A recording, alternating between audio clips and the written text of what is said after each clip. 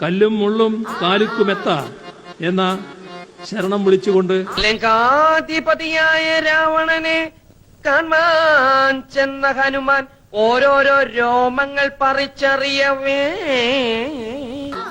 കഷ്ടപ്പെട്ട് കാനനപാതകൾ താണ്ടി 18-ാം പടി കയറി ലക്ഷ്മണനോ തോർത്തില്ല, രാമനോ മുണ്ടില്ല.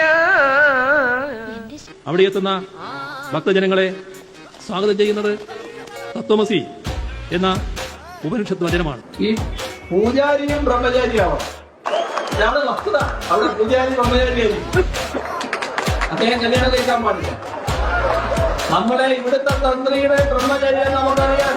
ഗൃഹസ്ഥാശ്രമത്തിന്റെ കാര്യം മാത്രമല്ല ഞാൻ പറയുന്നത്, അതിന്റെ അപ്പുറം കടന്ന് വ്യഭിചാരത്തിലേക്ക് പോയിട്ടുള്ള കല്ലും മുള്ളും കാലിക്കുമെത്ത എന്ന ശരണം വിളിച്ചുകൊണ്ട് വെറുതെ ആളുകളെ